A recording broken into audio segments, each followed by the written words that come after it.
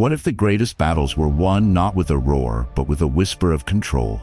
What if true dominion was found not in commanding others, but in the quiet, daily training of yourself? The path to unshakable strength is paved with small, consistent steps taken in the stillness of your own mind. Train daily, rule quietly. Stoic Mind, Inner Presence. Compiled and published by Stoic Power. Lesson 1. Embrace the power of silence. Imagine the deep ocean. On the surface, a storm may rage. Waves crash, winds howl, and the water is a chaotic frenzy of white foam and dark troughs. To a sailor on a small boat, this surface-level chaos is everything. It is a terrifying and all-consuming reality. But far below, in the abyss, there is a profound and ancient silence. The weight of the water above creates a realm of immense pressure and absolute stillness. Here, the currents move with slow, deep power, undisturbed by the fleeting drama of the surface storm. The ocean's true character is not the chaotic surface. It is the silent, powerful deep. This provides a perfect metaphor for a core inner conflict in our lives. We live on the noisy surface of our own minds. Our thoughts, like the waves, are whipped into a frenzy by the winds of daily life. The endless pings of notifications, the demands of work, the chatter of social media, the anxieties about the future.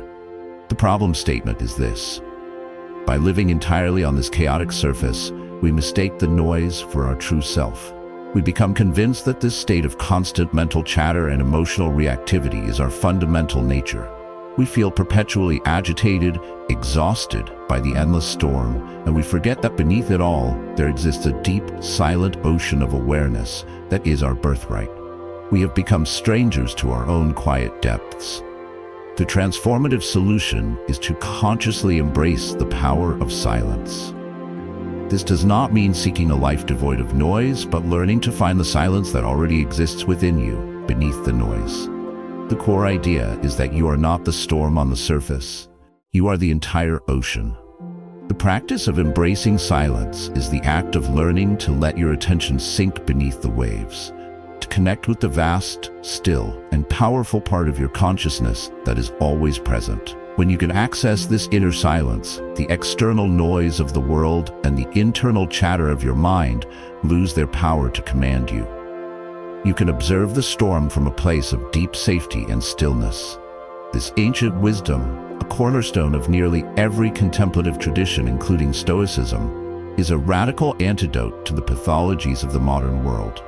Our world worships noise, speed, and constant stimulation. To intentionally cultivate silence is a revolutionary act of self-care and mental discipline. It is the recognition that clarity, wisdom, and true strength are not found in the frenzy, but in the quiet spaces in between. Embracing silence is how you begin to hear your own deeper wisdom, separate from the cacophony of external opinions and internal reactions. It is the first step to ruling your mind, rather than being ruled by it. To begin this journey into the deep, you must practice the discipline of intentional stillness. For the next week, your task is to schedule 2 5-minute appointments with silence each day. This is non-negotiable, like a critical business meeting. For these 5 minutes, you will remove all sources of external noise. Turn off your phone, your computer, your television. Find a place where you can simply sit. Your goal during this time is not to do anything. You are not trying to stop your thoughts or achieve a state of bliss. You are simply creating a space for silence to arise. As you sit, you will become acutely aware of the noise on the surface of your mind. Thoughts will race. Worries will surface. The urge to get up and be productive will be immense. Your task is to simply notice this inner noise without engaging with it. Imagine each thought as a wave on the surface. You are not the wave. You are the deep ocean observing it. Do not fight the thoughts. Do not follow them. Simply let them be, and gently return your attention to the feeling of silence in the room around you and within you. Each time you resist the urge to fill the silence with a distraction, you are strengthening your ability to dwell in your own depths. The profound benefit of this practice is that the silence will begin to follow you out of your scheduled sessions. You will start to notice the quiet spaces in your day, the moment before you start your car, the brief pause in a conversation. you will become more comfortable with stillness, both internal and external. The constant need for stimulation will begin to fade, replaced by a calm sense of self-possession. You are no longer the frantic sailor tossed by the waves. You are becoming the deep ocean, powerful, serene, and in command of your own vast inner world. Embracing the power of silence lays the foundation for all inner work. It is in this quiet space that we can begin to build true, lasting strength. In our next lesson, we will explore how to use this newfound stillness to cultivate an unshakable inner resilience. If you are ready to explore your own silent depths, declare it in the comments below. I will find the silence within. Your commitment creates a space of peace for our entire community. Please remember to subscribe to Stoic Power and like this video to support our shared journey. Lesson 2. Cultivate inner resilience. Imagine a magnificent stone archway, the kind built by Roman engineers to stand for millennia. Its great strength comes from a paradoxical principle. The immense weight pressing down on it from above is the very force that locks its stones more tightly together. Each individual stone, called a voussoir, is wedge-shaped.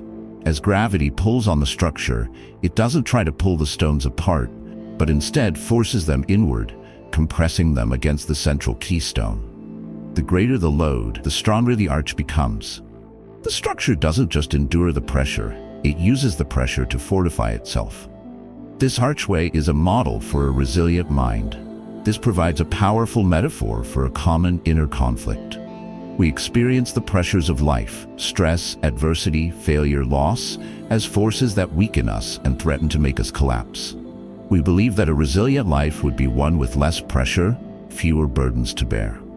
The problem statement is this: by viewing all pressure as a purely negative force, we miss the opportunity to use it for our own strengthening. When adversity strikes, our instinct is to complain about the weight, to wish it away, and to feel ourselves buckling under the load.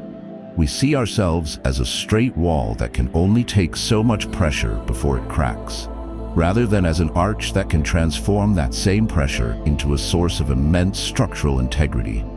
The transformative solution is to learn how to become the arch. You must cultivate a mindset that sees life's inevitable pressures not as threats to your well-being, but as the raw material for your resilience. The core idea, central to Stoic thought, is that adversity is a training ground for virtue.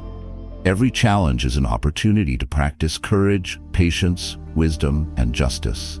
The load that life places upon you is not meant to crush you. It is meant to lock the stones of your character into an unbreakable structure. Resilience, therefore, is not the absence of difficulty, but the skillful use of difficulty for self-improvement. This ancient wisdom transforms the entire experience of hardship. Instead of asking, "Why is this happening to me?" the resilient mind asks, "How can I use this to become stronger?" This is not about pretending that pain isn't painful or that loss isn't grievous. The arch certainly feels the weight upon it. It is about adopting a fundamentally active, rather than passive, stance toward your own suffering.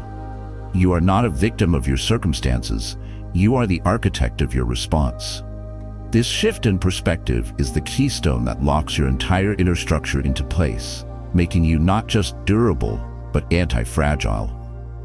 A system that actually gains strength from shocks and stressors. To begin cultivating this inner archway, you must practice the art of finding the keystone. For the next week, your task is to become an engineer of your own experiences. At the end of each day, identify one challenge or pressure you faced. It could be a conflict at work, a personal frustration, or a moment of anxiety. Then, instead of dwelling on the negative feeling, you will perform a resilience analysis. You will ask yourself one powerful question: what virtue was this challenge inviting me to practice? For example, if you were stuck in a frustrating traffic jam, the challenge was not the traffic itself.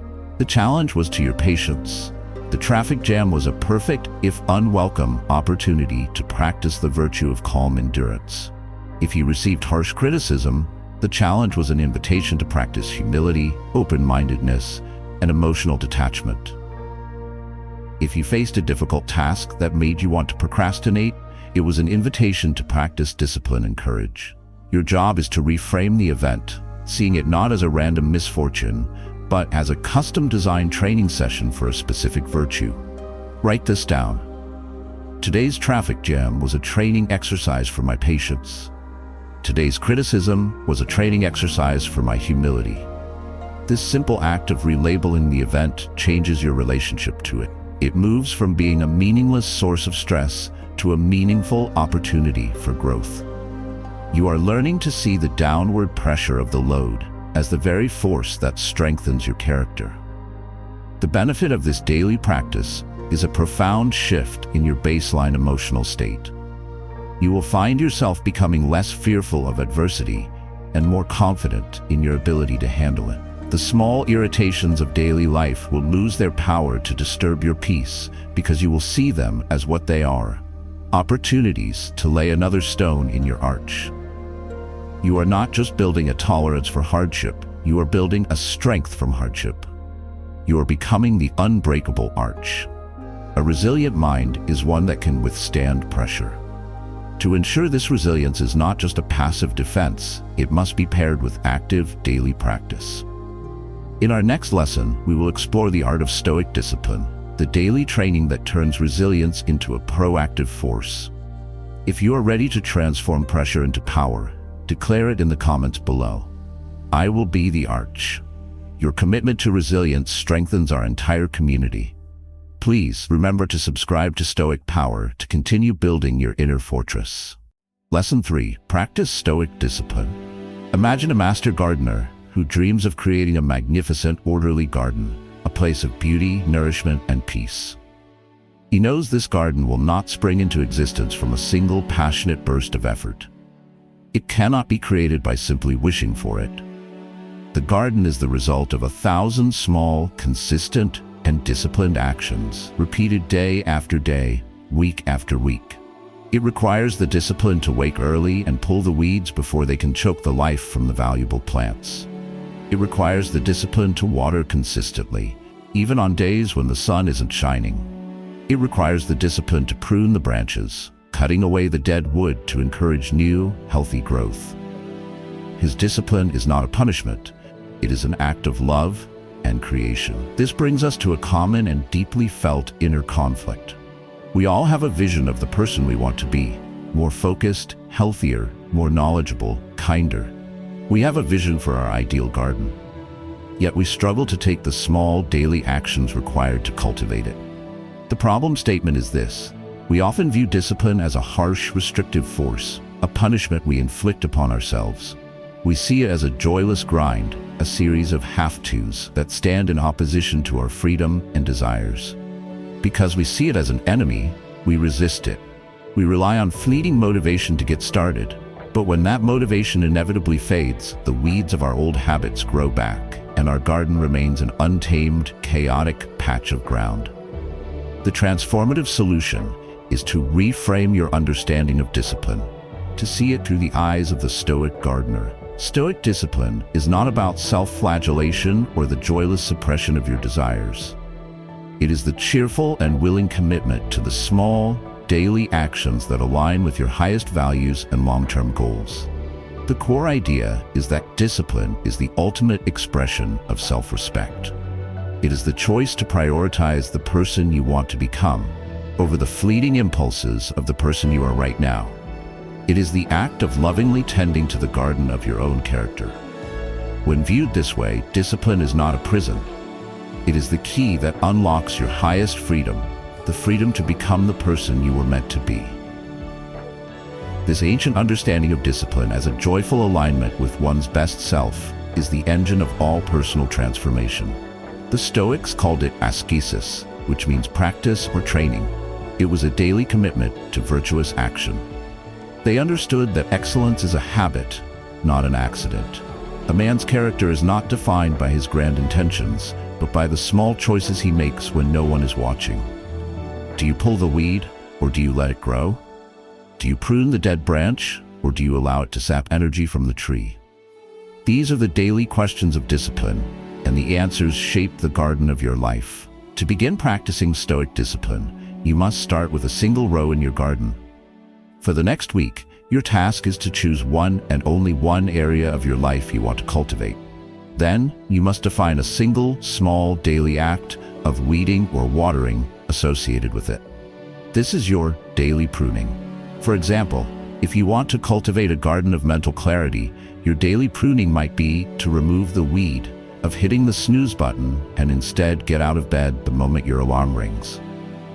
If you want to cultivate a garden of physical health, your daily pruning might be to cut out one unhealthy food item or to add a 10-minute walk to your day. The action must be specific, measurable, and sustainable. The goal is not a dramatic overhaul, but the establishment of a rhythm of consistency. Once you have chosen your daily action, you must commit to it fully for 7 days. To reinforce this, you will create a discipline log. Each day that you successfully complete your chosen action, you will simply write "done" in your log. This act creates a chain of success and provides positive reinforcement. On days when your mind rebels and tells you it's not important, you must remember the gardener. You are not punishing yourself. You are lovingly tending to your future self. You are choosing the garden over the weeds. The profound benefit of this practice is that you will begin to build self-trust at a fundamental level. Each successful entry in your log is proof that you are a person who follows through on their commitments.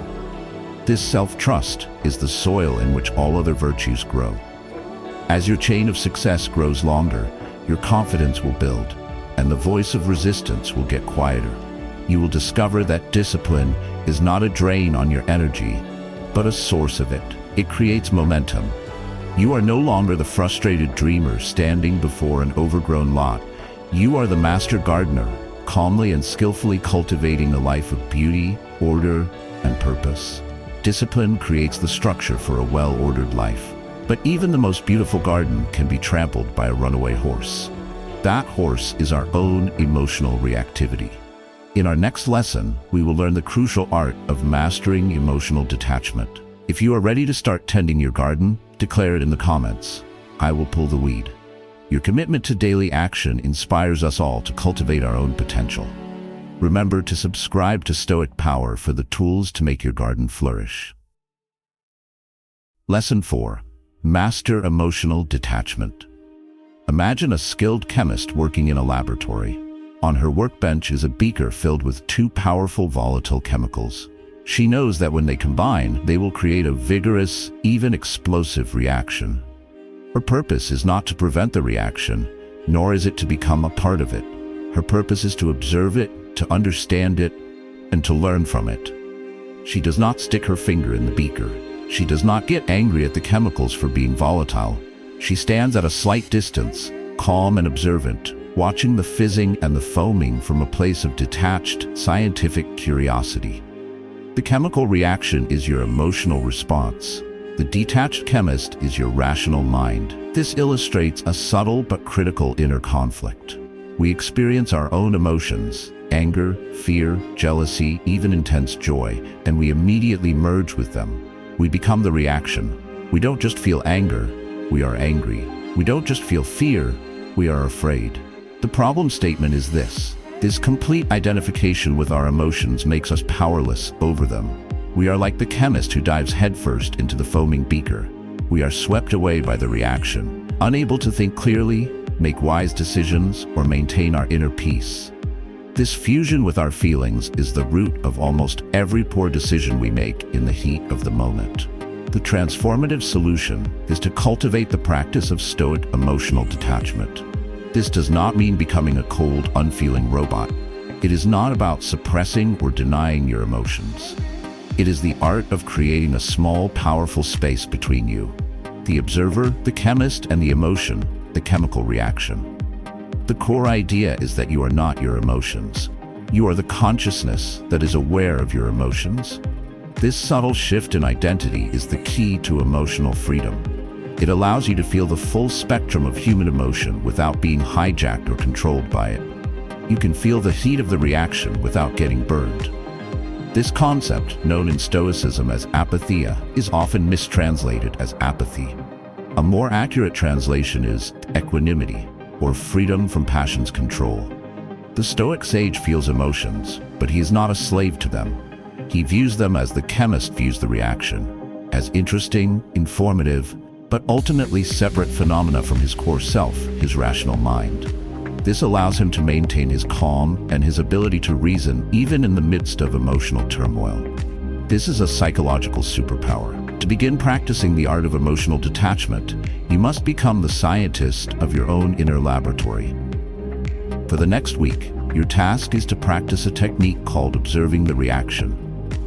Whenever you feel a strong emotion begin to arise, you will consciously take on the persona of the detached chemist.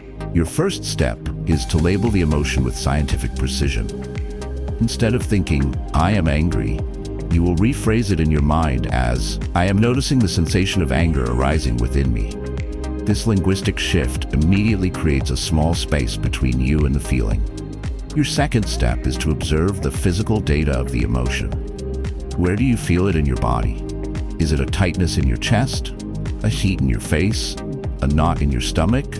Simply notice these physical sensations with the curiosity of a scientist observing a phenomenon. Your third step is to watch the mental data. What thoughts are accompanying this emotion? Are they catastrophic? Are they accusatory? Just watch them swirl in the beaker of your mind without believing them or arguing with them. You are not the thoughts. You are the one watching the thoughts. Throughout this process, which may only last for a minute, you are not trying to change the emotion. You are not trying to get rid of it. You are simply practicing the art of not fusing with it. You are the chemist, standing back from the beaker, taking notes. Each time you successfully do this, you are strengthening your detachment muscle. The benefit of this practice is a profound and liberating sense of inner space. You will realize, at an experiential level, that you are bigger than your emotions. They are events that happen within you, not the entirety of who you are. This creates a buffer, a zone of calm that allows you to act with wisdom and intention, even when the chemicals are fizzing. You are no longer a victim of your inner chemistry, you are its lead researcher. Mastering emotional detachment gives you the clarity to see your reactions for what they are. Now we must take the next step, learning to consciously choose our reactions, no matter the stimulus. In our next lesson, we will focus on the art of controlling your reactions. If you are ready to become the calm scientist of your own mind, declare it in the comments. I am the observer. Your commitment to mindful detachment brings clarity to our entire community. Remember to subscribe to Stoic Power to continue your experiments in self-mastery. Lesson 5. Control your reactions. Imagine a highly skilled helmsman steering a large ship through a sudden violent squall. The wind howls, the rain lashes down, and massive waves crash against the hull, threatening to throw the ship off course.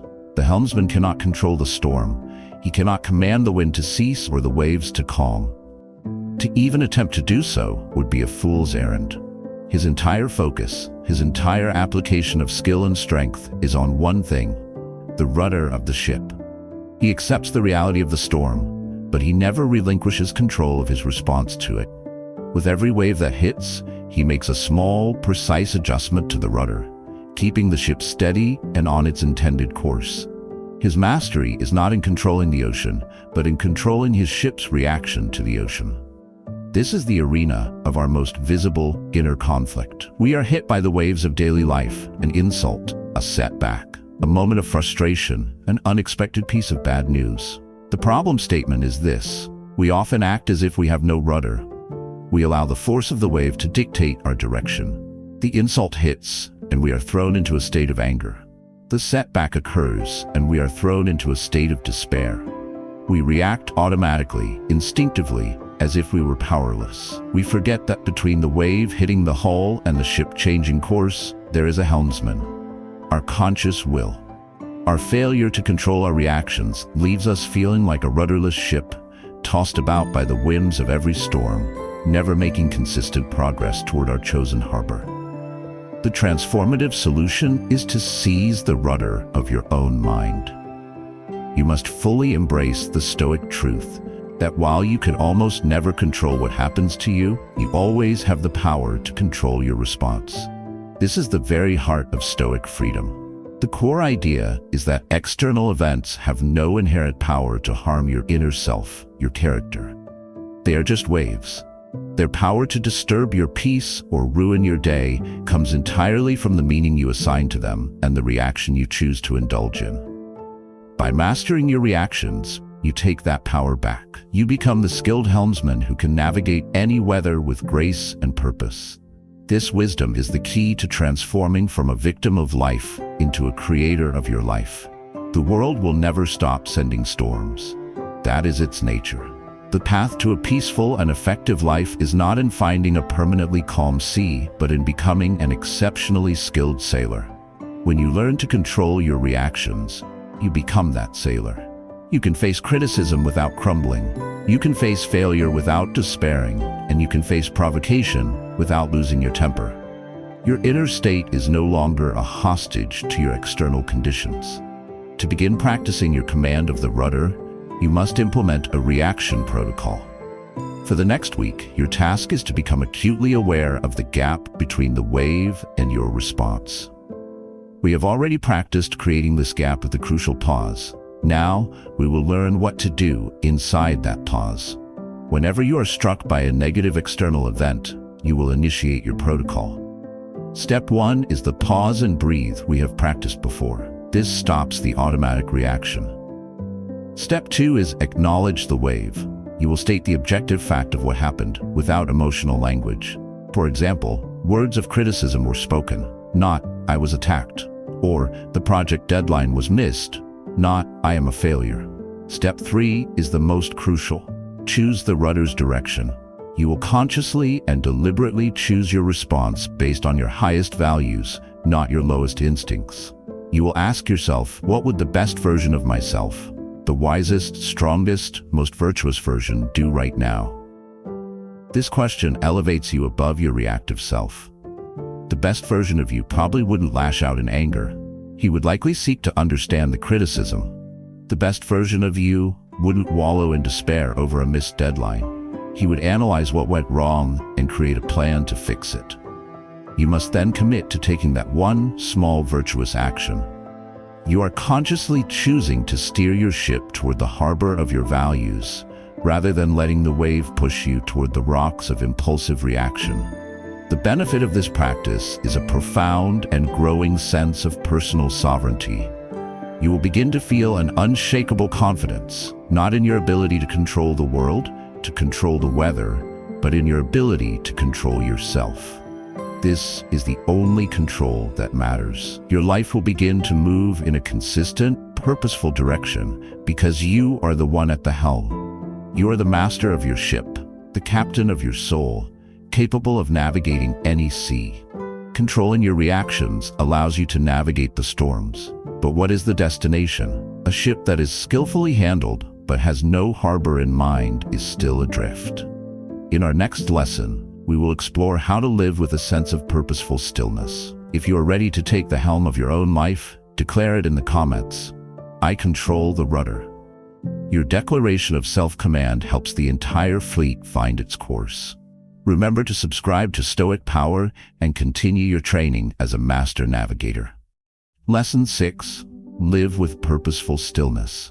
Imagine a majestic mountain peak rising thousands of feet into the clear blue sky. It has stood for millions of years, a silent witness to the passing of seasons, the rising and setting of the sun, and the frantic scurrying of life in the valleys below. The mountain is the embodiment of stillness, but its stillness is not empty or passive.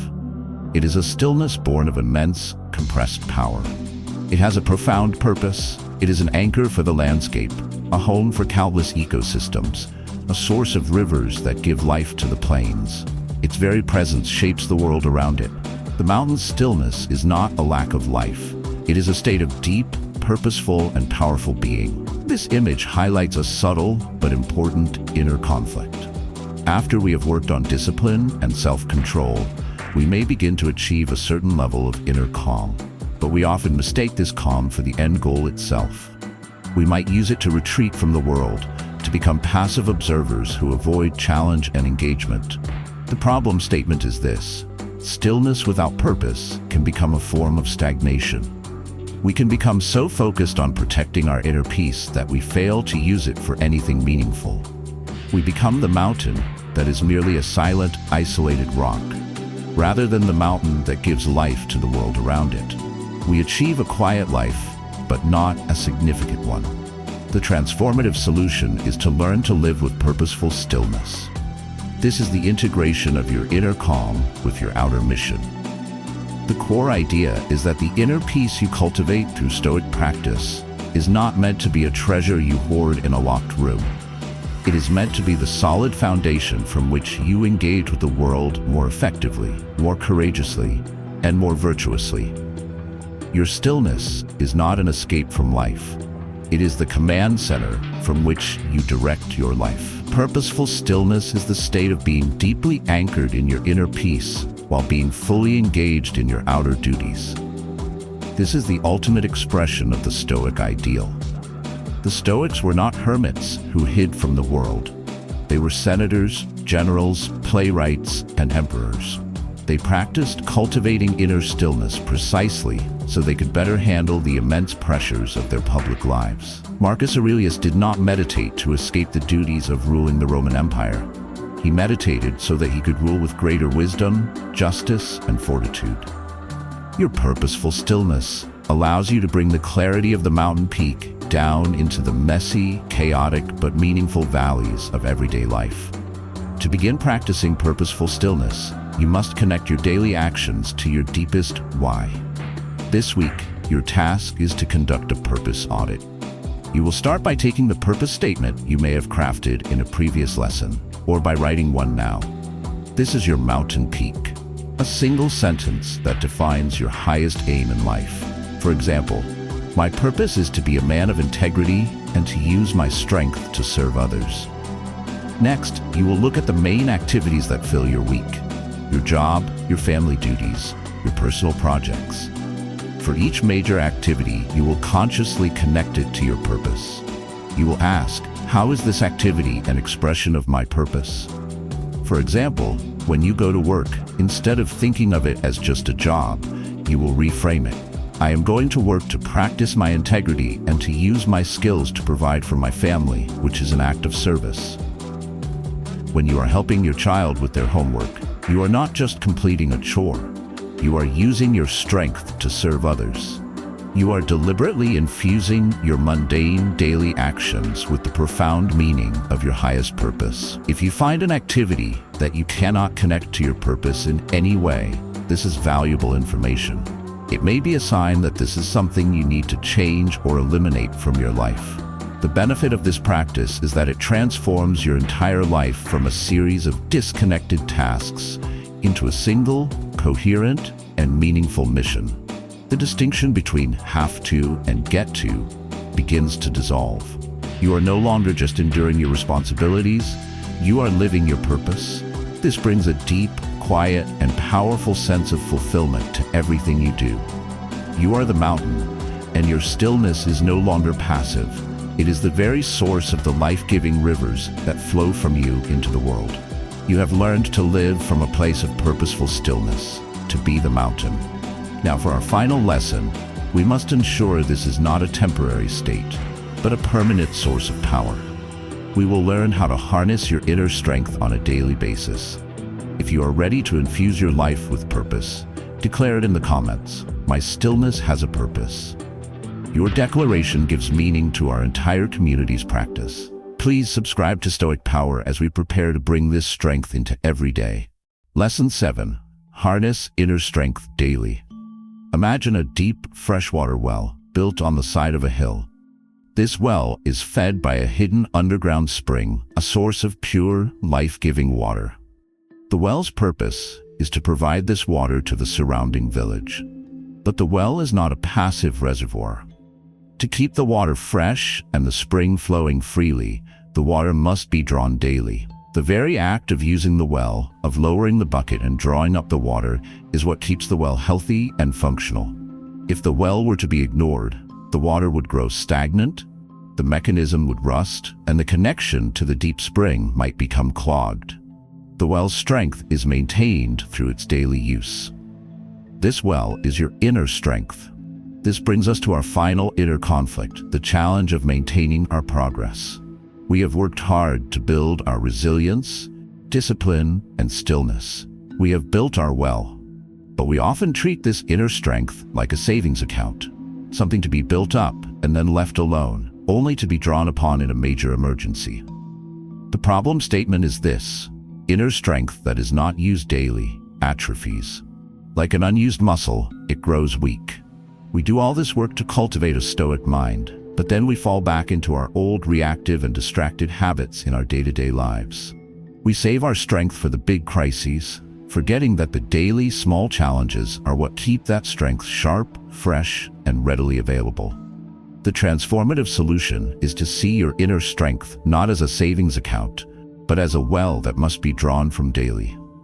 You must make the conscious harnessing of your stoic skills a daily, non-negotiable practice. The core idea is that your inner presence is not a destination you arrive at, but a state you must actively maintain. Every day presents a new opportunity to practice your principles, to choose a skillful response, to embrace a moment of discomfort, to act with purpose. Daily training is not a chore you must do to get strong. It is the act that keeps you strong. This is the essence of the Stoic life. It is a praxis, a practical philosophy meant to be lived every moment of every day. Marcus Aurelius didn't write his meditations as a book for others. He wrote it as a personal practice, a way to remind himself daily of the principles he needed to harness in order to meet the immense challenges of his day. He was drawing water from his well every single morning so that he would have the strength to serve his empire. Harnessing your inner strength daily is what transforms Stoicism from an interesting set of ideas into a living, breathing source of unbeatable power.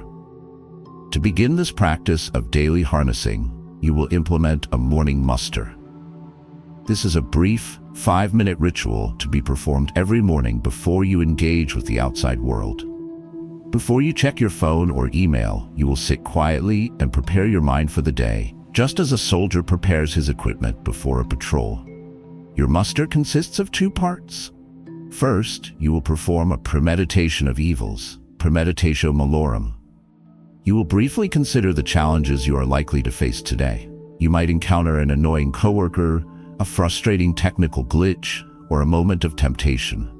You will visualize these small challenges, and then, crucially, you will rehearse your chosen stoic response. When I feel my patience tested by my coworker, I will remember to pause and respond with reason, not reaction. The second part of your muster is to draw your water. You will remind yourself of your purpose and the inner strength you possess. You can say to yourself something like, "Today, I will act with courage, discipline, and wisdom. I have the strength within me to handle whatever this day brings with grace and stillness." This 5-minute ritual is incredibly powerful. It is like a pre-flight check for your mind. It primes you to be proactive rather than reactive. It is the act of consciously lowering the bucket into your well and drawing up the clear, cool water of your inner strength for the day ahead. The benefit of this daily practice is that you will begin your day centered, prepared, and powerful. You will be far less likely to be knocked off balance by the small irritations of life because you have already anticipated them and prepared your response. You will be consistently living from your highest self, rather than just hoping to. This daily act of harnessing your inner strength ensures that it is always available, always potent, and always growing. You are no longer just the owner of a well. You are the wise villager who knows that its life-giving power is found in its daily use. From the ocean's silence to the well's daily draw, you have learned the principles of a stoic mind. You know that to rule quietly you must train daily. Your strength is found in stillness, your resilience is built from pressure, and your purpose gives it all meaning. This is the path to unshakable inner presence. Thank you for your commitment to this deep and rewarding work. Your daily training does not just strengthen you, it strengthens the world around you. If this journey has empowered you, please like the video, share your own commitment to daily practice in the comments, and subscribe to the Stoic Power channel to keep your well of strength deep and clear.